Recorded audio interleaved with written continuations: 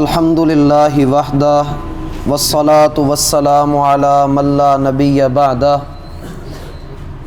اعوذ باللہ من الشیطان الرجیم بسم اللہ الرحمن الرحیم۔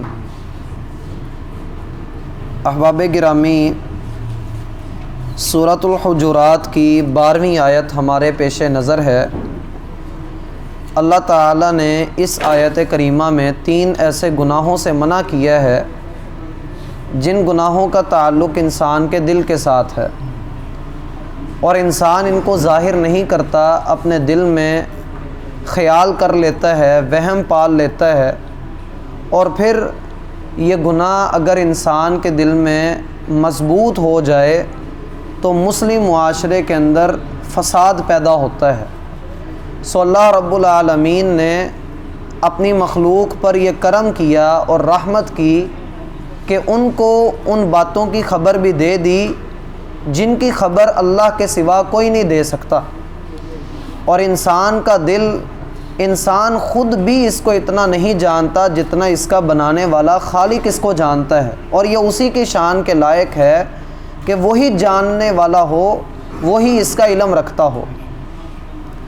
اگر یہ معاملہ کہ انسان اپنے دل کا خود مختار ہے ہمارے سپرد کر دیا جاتا تو شاید ہم اکٹھے نہ ہو پاتے، ہم ایک دوسرے کا خیال نہ کر پاتے، اور اگر ہمیں یہ نہ سکھایا جاتا کہ ہر مسلمان کا بھائی ہے، نہ اس پر ظلم کرتا ہے، نہ اسے بے یار و مددگار چھوڑتا ہے، بلکہ ہمہ وقت اس کی پردہ پوشی میں اور اس کے عیوب کو ڈھانپنے میں، اس کی اصلاح میں، اس کی مصیبتوں کو دور کرنے میں، اس کی مدد کرنے میں لگا رہتا ہے، اگر یہ سبق ہمیں نہ دیے جاتے تو شاید ہم بہت دور حیوانیت کی زندگی بسر کر رہے ہوتے۔ یہ اللہ کا احسان ہے اور رسول اللہ صلی اللہ علیہ وآلہ وسلم کی تربیت ہے کہ صحابہ کرام اور ہر دور کے مسلمان کم از کم اپنے آپ کو دوسروں کے لیے خیر خواہ سمجھتے رہے۔ اللہ ہمیں بھی ایسا بنائے۔ اللہ تعالیٰ نے کہا کہ اے وہ لوگوں جو ایمان لائے ہو، بہت زیادہ بدگمانی سے بچو، کیونکہ بدگمانی کی اکثر باتیں جھوٹ ہوا کرتی ہیں اور یہ گناہ کے کام ہیں۔ پھر کہا کہ آپس میں ایک دوسرے کی جاسوسی مت کرو، ٹوہ میں نہ لگو کہ فلاں کی تم تذلیل کرو گے۔ اب تیسرا حکم ہے وَلَا يَغْتَبْ بَعْضُكُمْ بَعْضًا، اور تم میں سے کوئی دوسرے کی غیبت نہ کرے، تم میں سے کوئی دوسرے کی غیبت نہ کرے۔ غیبت کیا ہے؟ رسول اللہ صلی اللہ علیہ وآلہ وسلم کے الفاظ میں اگر ہم اس کو بیان کریں تو آپ نے صحابہ کرام سے پوچھا اتدرون ما الغیبہ، کیا تم جانتے ہو کہ غیبت کیا ہے؟ تو لوگوں نے کہا اے اللہ کے رسول صلی اللہ علیہ وآلہ وسلم، آپ ہی اس کو متعلق بہتر جانتے ہیں۔ تو آپ علیہ الصلاۃ والسلام نے فرمایا ذکرک اخاک بما یکرہ، تم اپنے بھائی کی ایسی بات کو بیان کرو جو اسے ناپسند ہے، تم اپنے بھائی کی ایسی بات کو بیان کرو جو اسے ناپسند ہے۔ اب وہ ناپسند بات بندے کے اخلاق سے تعلق رکھتی ہو، بندے کی دنیا سے تعلق رکھتی ہو، دین سے اس کا رشتہ ہو، یا اس کے ساتھ جڑے ہوئے اس کی بیوی، اس کی اولاد، اس کے رشتہ دار، اس کے خاندان سے اس کا تعلق ہو، یا اس کی طبیعت سے اس کا تعلق ہو، اس کے کاروبار سے اس کا تعلق ہو، غرض کوئی بھی بات اس بندے سے کسی بھی طرح کا تعلق رکھتی ہے، بات اس کے متعلق ہے اور وہ اس کو ناپسند کرتا ہے، اس کا بیان کیا جانا وہ ناپسند کرتا ہے، وہ اس کے اندر خامی موجود ہے اور وہ اس کو ناپسند کرتا ہے، نبی علیہ السلام نے فرمایا ذکرک اخاک بما یکرہ، تمہارا اپنے بھائی کی ایسی بات کو بیان کرنا جو اسے اچھا نہیں لگتا، جو اسے ناپسند ہے۔ تو ایک آدمی اٹھا اور اس نے کہا اے اللہ کے رسول صلی اللہ علیہ وآلہ وسلم، جو بات میں بیان کر رہا ہوں اپنے بھائی کے بارے میں جو اس کو ناپسند ہے، مگر ہے تو اس کے اندر موجود، وہ خامی، وہ عیب، وہ نقص اور برائی اس کے اندر موجود تو ہے، اور میں سچ ہی تو بول رہا ہوں، میں اس کے بارے میں کوئی جھوٹی بات نہیں کر رہا، میں وہ بات ہی بیان کر رہا ہوں جو اس کے اندر موجود ہے، جو خامی اس کے اندر موجود ہے، تو کیا تب بھی غیبت ہے؟ تو آپ صلی اللہ علیہ وآلہ وسلم نے اس کو اور ایکسپینڈ کر دیا اور وضاحت کے ساتھ بتا دی۔ آپ نے فرمایا کہ اگر تو تم وہ بات بیان کرو جو اس کے اندر موجود ہے، اس کی خامی بیان کرو تو یہی تو غیبت ہے، اور اگر تم ایسی بات بیان کرو جو اس کے اندر موجود ہی نہیں اور تم نے جھوٹی بات اس کی طرف منسوب کر دی، صرف مقصد یہ ہے کہ وہ تماشا بن جائے، وہ ذلیل ہو جائے، لوگوں کی نظروں میں وہ گر جائے، تو فرمایا پھر تم نے اس کے اوپر بہتان لگا دیا۔ اور حدیث میں اس کو چغلی بھی کہا جاتا ہے۔ نبی علیہ الصلاۃ والسلام نے فرمایا لا يدخل الجنت نمام، چغل خور جنت میں نہیں جائے گا۔ اسی طرح آپ دو قبروں کے پاس سے گزرے تو آپ نے فرمایا یہ دونوں قبر والے عذاب کے اندر مبتلا ہیں اور کسی بڑی وجہ سے ان کو عذاب نہیں ہو رہا، یعنی ان کی نظروں میں یہ معاملہ بڑا ہی چھوٹا تھا، یہ سمجھتے تھے کہ یہ چھوٹا سا معاملہ ہے، کوئی حرج کی بات نہیں ہے، لیکن اللہ کی نظروں میں یہ بہت بڑا گناہ ہے۔ ایک آدمی، وہ آدمی اپنے پیشاب کے چھینٹوں سے نہیں بچتا تھا، سو قبر کے عذاب کے اندر مبتلا ہے، اور دوسرا لوگوں کی چغلیاں کیا کرتا تھا، لہٰذا وہ بھی قبر کے عذاب کے اندر مبتلا ہے۔ تو بتلانے کا مقصد یہ ہے کہ غیبت اور چغلی میں فرق ہے۔ غیبت اپنے بھائی کی وہ بات بیان کرنا جو اس کے اندر موجود ہے اور آپ اس کی غیر موجودگی میں اس کو بیان کر رہے ہیں، اور چغلی اس کی طرف جھوٹی بات منسوب کر دینا۔ دونوں چیزیں بالاتفاق کوئی بھی مسلمان ہلکے سے ہلکے درجے کا بھی اس کے نزدیک یہ دونوں چیزیں حرام ہی ہیں۔ ہاں جب کرتا ہے تب خیال نہیں کرتا، جب غیبت یا چغلی کرتا ہے تب وہ اس کی اہمیت کو ختم کر دیتا ہے کہ میں نے اس سے بچنا ہے۔ یہ زبان کی ایسی آفت اور ہلاکت ہے کہ انسان اگر اس کو جان لے تو انسان اپنے آپ کو خاموش کر لے، چپ کا تالا لگا لے۔ اسی لیے تو نبی علیہ السلام نے فرمایا کہ خوشخبری ہے اس آدمی کے لیے جو اپنی زبان پہ قابو پا لے۔ اللہ تعالیٰ پوچھتے ہیں ایحب احدکم، کیا تم میں سے کوئی یہ پسند کرے گا ان یاکل لحم اخیہ میتا، کہ وہ اپنے مسلمان بھائی کا جو مردہ حالت میں ہے اس کا گوشت کھائے؟ کیا تم میں سے کسی کو یہ پسند ہے کہ وہ اپنے مردہ بھائی کا گوشت تناول کر لے، اسے کھا لے؟ نبی صلی اللہ علیہ وآلہ وسلم نے معراج کی رات کچھ لوگوں کو دیکھا جو جہنم کے اندر ہیں، جل سڑ رہے ہیں، اور اللہ تعالیٰ نے ان کے ناخن تانبے کے بنائے ہوئے ہیں، اور وہ ان تانبے کے ناخنوں سے اپنے سینے اور چہرے نوچ رہے ہیں۔ کہنا سننا آسان ہے، اپنے تانبے کے ناخنوں سے وہ اپنے سینوں کو چھلنی کر رہے ہیں، اپنے چہرے کو نوچ رہے ہیں۔ تو جبرائیل علیہ السلام سے پوچھا کہ یہ کون لوگ ہیں؟ کہا یہ وہ لوگ ہیں جو غیبتیں کیا کرتے تھے، یہ وہ لوگ ہیں جو غیبتیں کرتے تھے، چغلیاں کرتے تھے، لوگوں کو بے عزت کرتے تھے، ذلیل کرتے تھے۔ غیبت انسان کیوں کرتا ہے؟ بدگمانی کی وجہ سے۔ انسان غیبت کرتا ہے حسد کی وجہ سے۔ انسان غیبت کرتا ہے ایویں ہی کسی کو ذلیل کرنے کے لیے، اس کا مذاق اور اس کا تماشا بنانے کے لیے، اور یہ سمجھتا ہے کہ میں بڑا آدمی ہوں، لہٰذا اگر کسی کے بارے میں ایسی بات کر بھی دوں تو مجھے کون روکنے ٹوکنے والا۔ حدیث میں ہے قیامت والے دن اللہ تعالیٰ کے ہاں بڑا آدمی لہیم شہیم موٹا تازہ اللہ کے پاس آئے گا، لیکن اللہ کے ہاں اس کی حیثیت مچھر کے پر کے برابر بھی نہ ہوگی۔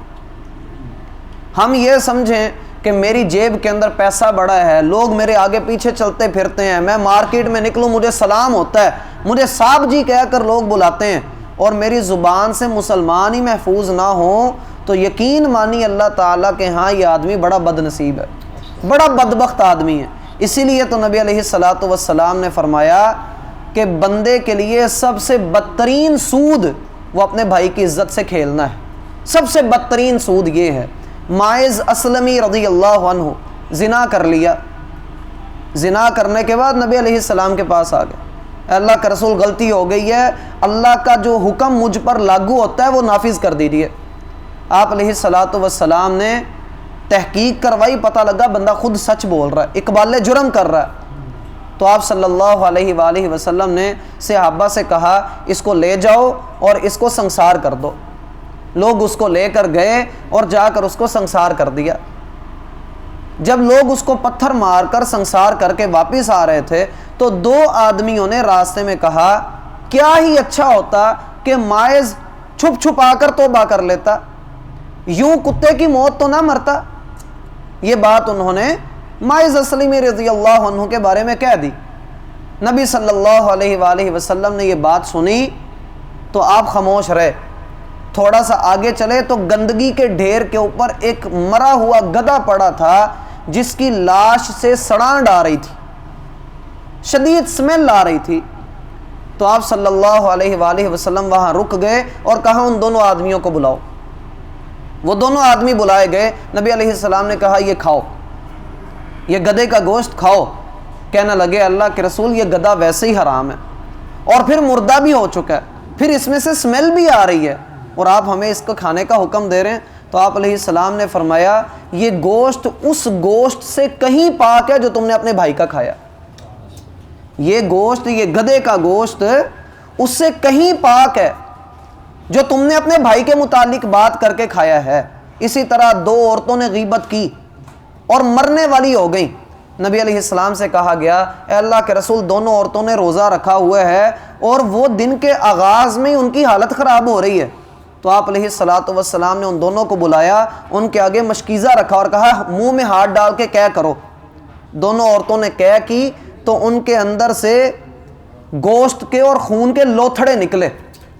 تو آپ صلی اللہ علیہ وآلہ وسلم نے فرمایا یہ وہ غیبت کا کھایا ہوا گوشت ہے جو تم دونوں کھا رہی تھی بیٹھ کر۔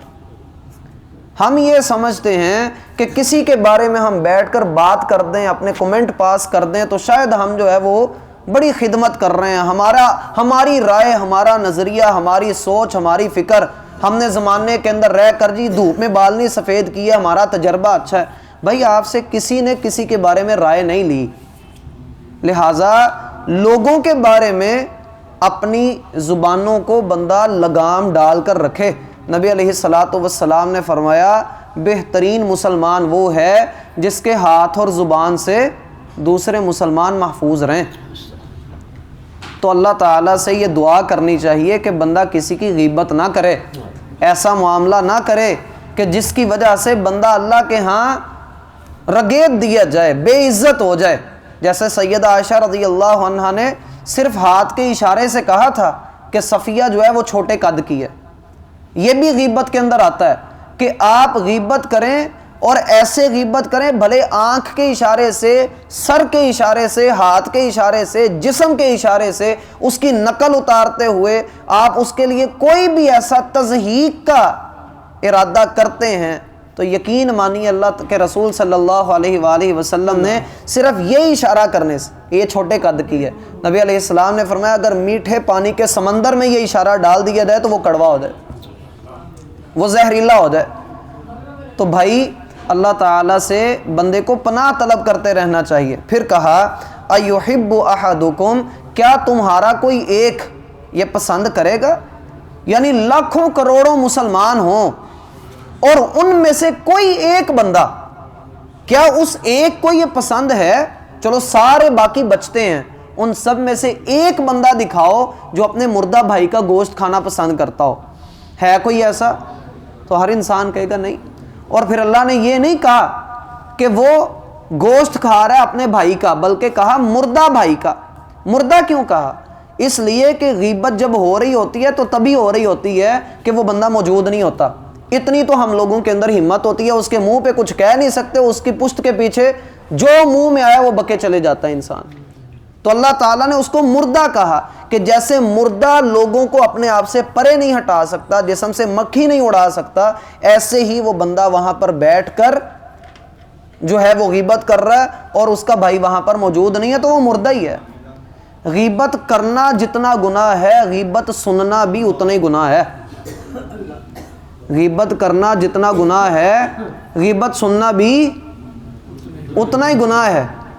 جیسے کوئی بندہ ہمارے پاس بیٹھ کر کہ یا فلاں بندہ جو ہے نا بڑا برا ہے، ہم خاموش رہیں تو ہم نے تائید کر دی، ہم نے تائید کر دی۔ اگر آپ یہ سمجھتے ہیں کہ وہ برا نہیں ہے تو آپ بول کر اس کی عزت کا دفاع کیوں نہیں کر رہے؟ آپ اس کا رد کیوں نہیں کر رہے؟ یا تو پھر یہ ہے آپ اللہ کی بجائے اس بندے سے ڈرتے ہیں جو یہ بات کر رہا ہے، آپ کو اپنے تعلق کی فکر ہے، اور اگر وہ آپ سے کہتا ہے کہ نہیں، ہم کہتے ہیں ہاں اچھا ایسے ہی ہے، تو اس کا مطلب ہے ہم نے اور پکا کام کر دیا۔ غیبت کرنا بھی گناہ ہے اور غیبت سننا بھی گناہ ہے۔ جیسے نبی صلی اللہ علیہ وآلہ وسلم نے فرمایا جس نے اپنے بھائی کی عزت کا دفاع کیا اس کی غیر موجودگی میں، تو اللہ تعالیٰ اس شخص کے چہرے کو جہنم سے دور کر دے گا، اس شخص کے چہرے کو اللہ جہنم سے دور کر دے گا۔ ایک بندہ واقعی برا ہے، اس کو بیٹھ کر ہم ڈسکس کر رہے ہیں تو ہم اس کی عزت کا دفاع یوں تو کر سکتے ہیں، اچھا یار اس کے عمل اللہ کے سپرد، ہم یہ بات کر کے اپنے آپ کو کیوں گندا کر رہے ہیں، ہم اپنا نامہ اعمال کیوں بھر رہے ہیں، ہمیں اس کی اصلاح کی دعا کرنی چاہیے، آؤ اٹھو جا کر اس سے بات کر لیتے ہیں۔